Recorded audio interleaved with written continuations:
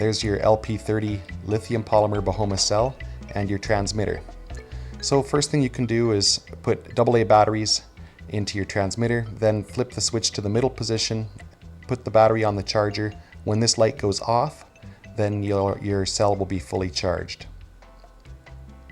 When your cell is charged, you can remove the LP30 cell, flick your transmitter to the far right to the on position, and then pick up your carbon butterfly airplane and attach the lithium polymer cell.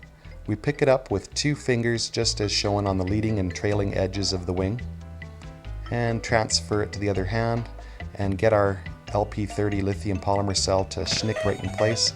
Notice you hear the tones coming from the actuator in the tail. Those tones indicate what frequency we've synchronized to.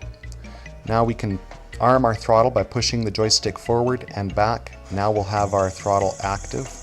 You'll have to notice that the throttle won't work on the first sweep forwards. You have to bring it all the way forwards and all the way back to arm the throttle.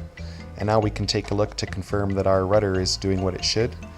As we move the stick to the right or left, we notice that the rudder follows the motion. Okay, it's time for a test flight.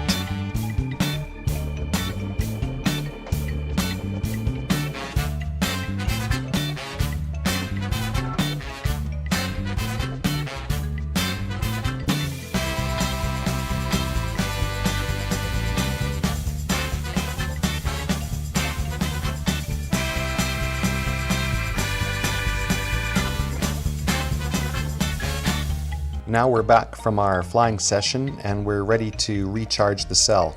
We can usually fly for about 10 minutes on the Carbon Butterfly. So we take off the cell and hold on to the Carbon Butterfly and put it back into its place. Turn the charger to charge mode in the middle position, open the door and attach the cell. It will just schnick into place. And when this LED goes out, that means the cell is recharged. That takes about 1 hour to recharge, 10 minutes flying time. So back in the box and we're good to go next time.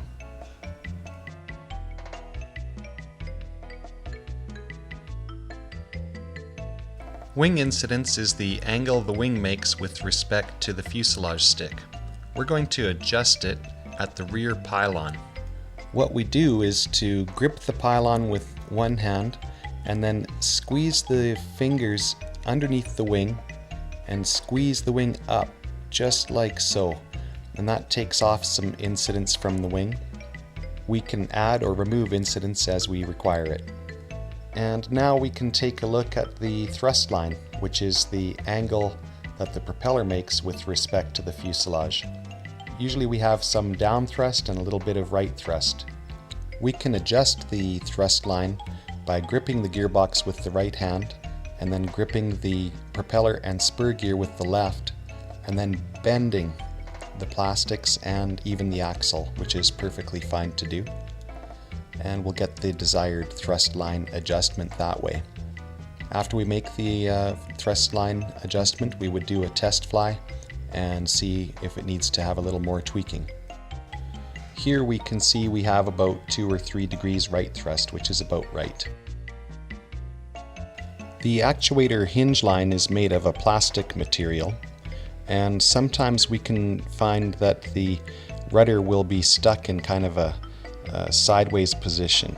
So if it's stuck to the side, like leaning one way like so, then what you do is hang on to the actuator, grip it carefully on the rudder and on the coil, and then pull apart, just like so. A gentle stretch is all you need, and then you'll find that the actuator rudder is nice and loose again, which is exactly what you want. Thank you for your attention and have fun with your Carbon Butterfly.